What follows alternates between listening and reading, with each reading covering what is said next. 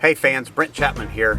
You know, people are always asking me when I travel on the road, how do I store my rods? And you know, rods are an expensive tool. They're something you want to take care of.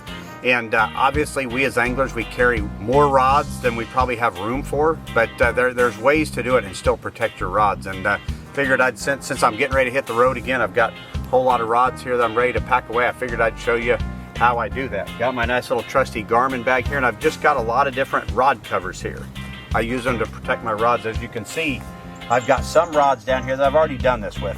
I try to put my spinning reels in there first, and what I do is I take the handles off of the spinning reels, and here's something that I've found pretty useful. These reel covers actually come with some of the KastKing reels, and I'll use those as padding. These actually come in the reel boxes, but it's nice soft foam, and I can pack this around the reels to protect them. I like to just kind of do this like a puzzle. I'll pack these in here. I use the foam and really just try to protect everything for those long times on the road, because the thing is, you know, a lot of the drives we do are anywhere from short trips, 5 hours, sometimes 10 hours, 15 hours, all that.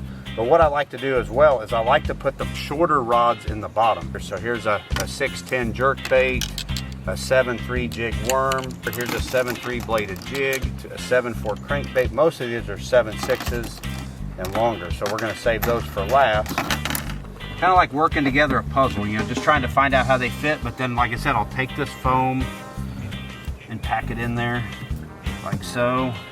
A lot of times I'll take the shorter rods.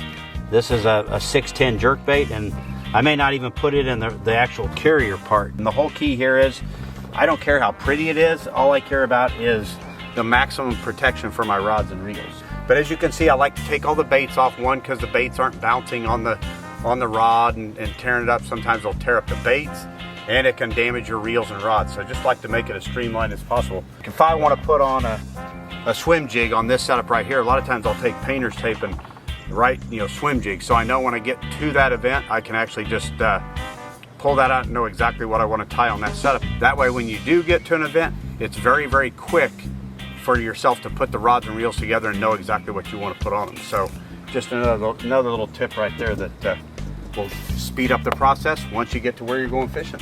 This Triton rod box here is really well made. It's got the dividers back here to hold your handles, and then at the front it's got a plastic tube up there, and what that's designed to do is to protect your tips. This is nice and smooth in there, you know, finished out plastic, so it's really good at protecting them. But you know, this rod box, I can comfortably fit an 8-foot flipping stick in there and still have plenty of room.